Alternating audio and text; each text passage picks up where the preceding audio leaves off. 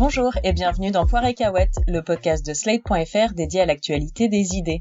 Je suis Hélène Decomer, rédactrice en chef de Slate, et j'anime Poire et Cahuète avec Jean-Laurent Casselli, essayiste et chroniqueur. Salut Jean-Laurent. Bonjour Hélène. Dans cet épisode de Poire et Cahuète, on va s'intéresser à la manière dont la pandémie de Covid-19 met en lumière les différentes configurations du travail en France. Ce qu'elle révèle aussi sur le sens de nos métiers, la façon dont on juge l'utilité d'une autre et celui des autres personnes. Alors, est-ce que cette crise va modifier notre vision du travail ? Est-ce qu'on est en train de remettre en cause, en ce moment, la hiérarchisation symbolique des métiers ? On va voir ce que les sociologues, penseurs et analystes ont à nous dire sur le sujet. Et comme toujours dans Poire et Cahuète, encore plus dans ces épisodes spécial confinement, on vous donne des ressources de lecture ou d'écoute accessibles gratuitement en ligne. Si on simplifie à l'extrême, il n'y a guère que 3 situations vis-à-vis de l'emploi en ce moment. Soit on est au chômage, total ou partiel, soit on est chez soi en télétravail, soit on doit sortir pour aller travailler et on fait donc partie des travailleurs en première ligne, de ceux qui doivent travailler en présentiel pour employer une expression tirée du jargon managérial qu'on entend beaucoup ces temps-ci. Alors ces situations vis-à-vis de l'emploi, elles dépendent en fait surtout du métier occupé et on peut rentrer un peu en détail grâce à une note d'analyse qui a été publiée par France Stratégie ces derniers jours qui s'intitule « Les métiers au temps du corona ». Alors cette note, elle propose une typologie en 5 familles de métiers, en fonction de leur vulnérabilité au pluriel, la vulnérabilité étant entendue par rapport au risque d'infection, mais aussi par rapport à la situation économique actuelle ou future. Alors en résumé, dans ces 5 familles, il y a d'abord la catégorie des travailleurs du front, environ 39% de la population active. Elle est composée des soignants, bien entendu, mais aussi de la deuxième ligne, occupés par les fonctions jugées essentielles à la société, la chaîne alimentaire en particulier. On va en reparler plus longuement. Par ailleurs, on a tous les travailleurs qui sont touchés par le chômage et qui seront probablement en difficulté économique après le confinement, soit parce que leurs métiers dépendent des grands cycles économiques, comme les métiers du bâtiment, soit parce que ces métiers, ils impliquent des contacts et ils s'exercent en public. On pense aux serveurs de café ou à l'intermittent du spectacle. Et donc, ils seront aussi en difficulté lors du redémarrage. Alors, ces catégories représentent environ 30% de la population active. Ensuite, on a la famille des employés de bureau, services administratifs, qui peuvent moins facilement télétravailler que les cadres et qui sont donc chez eux, mais peu vulnérables sur le long terme parce qu'ils sont souvent en CDI ou fonctionnaires. Et enfin, on a la population des télétravailleurs sur lesquels on va revenir, qui sont plutôt cadres, qui eux n'ont pas vraiment de risque de contamination, mais en revanche sont exposés à des risques de charge mentale et d'hyperconnectivité. Alors ceux qui continuent à aller bosser, les héros du quotidien comme on les appelle en ce moment, ceux et celles sur lesquels la France s'appuie en ce moment, c'est le back-office. Cette expression, le back-office de la France, elle est de Denis Maillard. C'est un spécialiste des relations sociales, philosophe politique de formation. Il a expliqué son concept il y a quelques jours dans le podcast Malax de Bassem Assé, lui qui est cadre dans le secteur du numérique et élu local. On écoute Denis Maillard. Précisément tous ces métiers de l'infrastructure logistique, c'est les transporteurs, c'est les magasiniers, ce sont les caristes, ce sont les préparateurs de commandes, l'infrastructure de vente et commerciale, c'est-à-dire tout simplement les caissières de magasins par exemple, et puis toute l'infrastructure du soin, de la propreté, du gardiennage, de la sécurité, de tout ce qui est service de proximité et service à domicile, livraison du dernier kilomètre, les chauffeurs Uber et les livreurs Deliveroo. Ceux qui continuent à faire tenir la société, c'est toute cette chaîne-là que j'ai indiquée, infrastructure logistique, infrastructure commerciale, infrastructure de soins. Et je crois que cette classe de services qu'on a commencé à entrevoir avec le mouvement des Gilets jaunes, aujourd'hui nous apparaît en toute lumière. On a donc entendu Denis Maillard énumérer les secteurs et les professions du back-office ou de cette classe de services. Alors tous ces travailleurs, ils ont des points communs. D'abord, ils ne télétravaillent pas, contrairement aux cadres et aux professions intellectuelles. Ensuite, leurs professions, elles sont peu ou pas automatisables, contrairement à celles des ouvriers de l'industrie, et elles ne sont pas délocalisables, parce qu'elles se rendent en face à face, de personne à personne, encore une fois en présentiel. Il y a donc aussi une question de visibilité sociale, puisque ce back-office, c'est un back-office également sur le plan symbolique. C'est un ensemble de métiers qui sont dans l'ombre, qu'on voit rarement exposés dans les médias. Ce ne sont pas les métiers qualifiés, les métiers passion, les métiers instagrammables. Enfin, ce sont des métiers dont les effectifs ont explosé. Contrairement à ce qu'on pensait d'ailleurs il y a quelques décennies, la désindustrialisation de l'Occident n'a pas vraiment donné lieu à une montée en gamme de l'ensemble des emplois. Elle a plutôt produit ce que les économistes américains ont appelé une bipolarisation entre les emplois très qualifiés et ceux qui le sont peu. Alors, une des caractéristiques marquantes du back-office, c'est le partage des tâches et des métiers entre les hommes et les femmes. Il y a d'abord un back-office qui est majoritairement féminin, c'est celui du sanitaire et du social, et de ce qu'on appelle parfois les métiers du care, du soin. Donc un médecin sur deux est une femme, 80% du personnel soignant est féminin, c'est jusqu'à 91% des aides-soignantes, 97% des aides à domicile et aides ménagères, 99% des assistantes maternelles. Les femmes sont également 80% des caissières, 70% des femmes de ménage, c'est d'ailleurs pour ça que ce sont des métiers qui sont en général conjugués au féminin par défaut.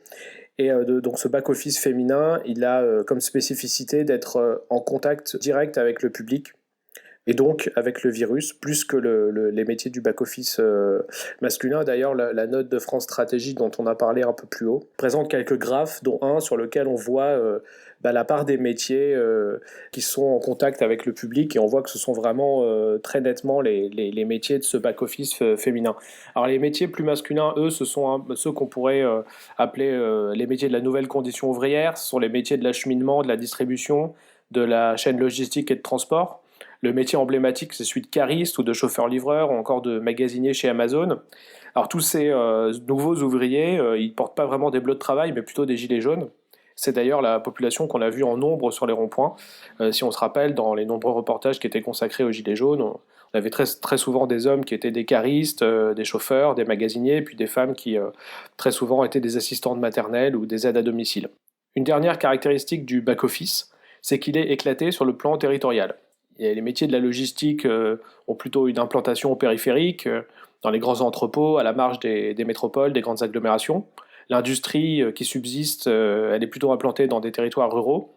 Et puis, il y a un autre back-office plus métropolitain, plus urbain, dans lequel beaucoup de travailleurs sont originaires des banlieues, comme les chauffeurs Uber, les livreurs Deliveroo, sont souvent des hommes jeunes issus de l'immigration, qui en fait composent un nouveau back-office, un nouveau prolétariat urbain des services, qui a lui aussi explosé avec la généralisation des grandes plateformes qu'on connaît bien, et qui proposent tout un tas de services aux urbains. Et pourtant, ce back-office, il constitue pas une classe sociale au sens marxiste du terme. Déjà, il est fragmenté au niveau des statuts, des corps de métier et même des modes de vie, avec les horaires décalés et le travail du week-end.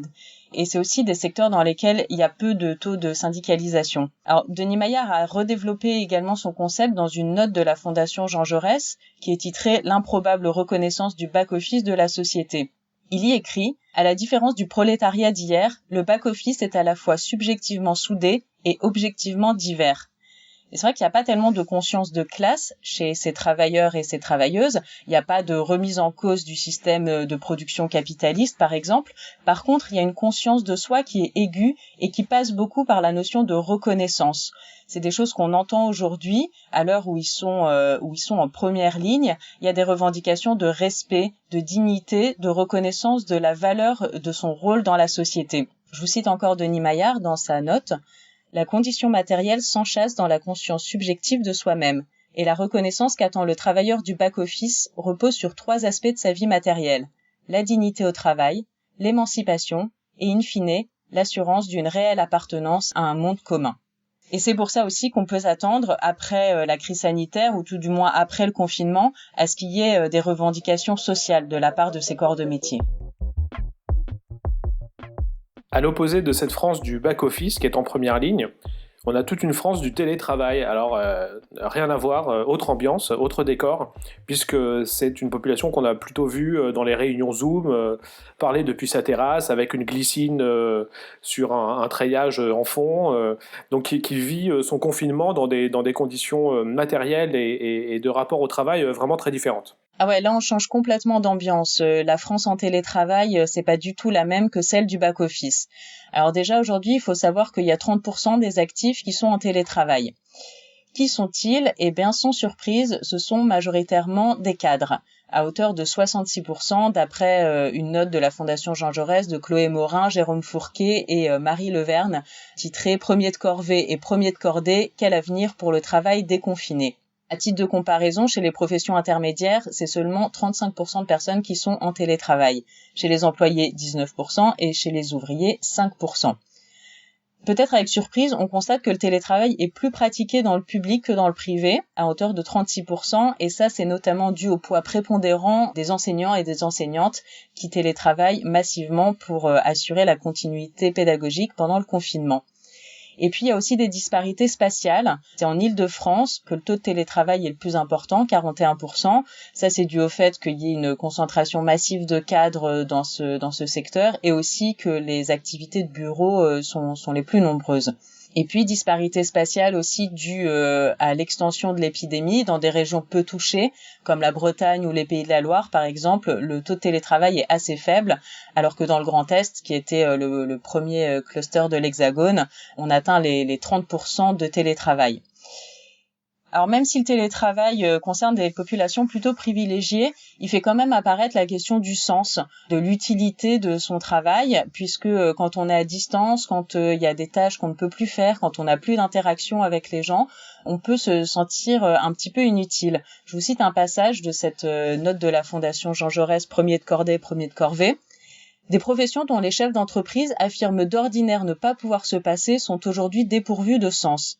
Certaines situations en disent long, comme cette assistante qui n'a pas été appelée par son supérieur hiérarchique depuis le début du confinement.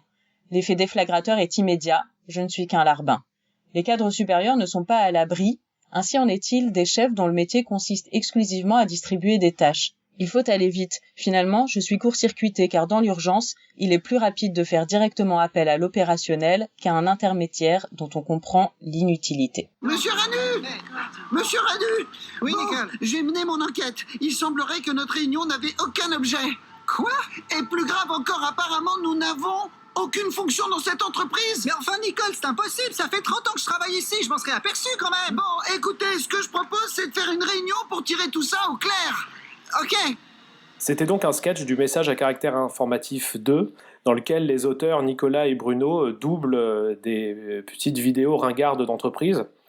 Et dans ce sketch, la réunion de l'angoisse, un cadre supérieur se rend compte avec effroi qu'en fait, il n'a pas d'existence professionnelle et peut-être même pas d'existence du tout.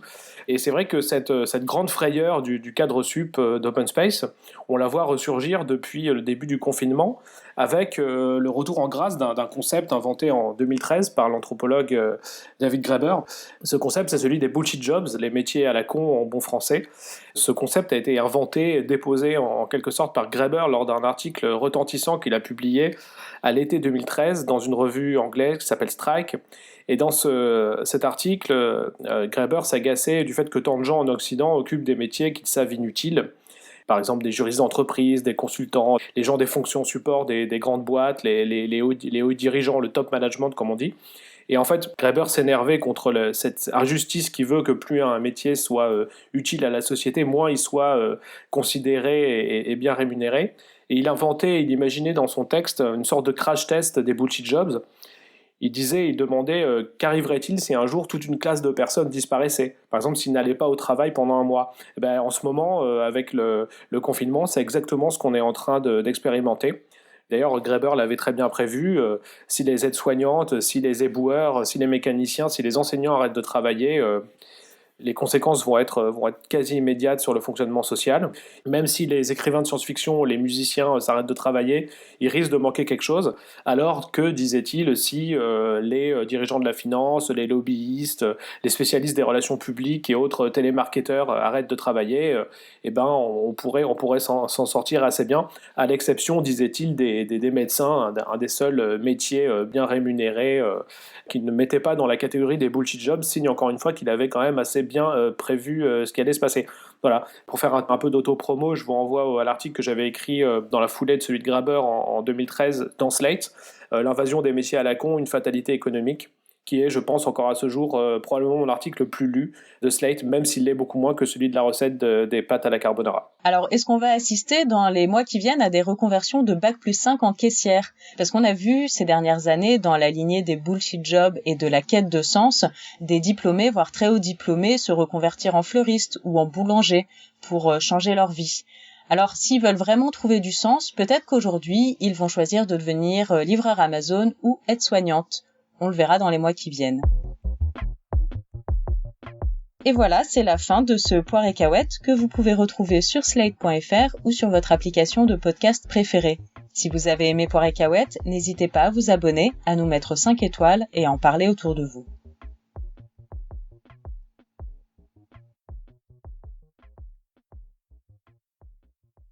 Et donc, si on ventile les ratios trimestriels indexés en année 8, les dispositions des normes GJ 238 se corrèlent d'elles-mêmes par le truchement des coefficients. Eh bien, à présent, allons manger à la cantine. Super. Ah, tout à fait. C'était vraiment très intéressant.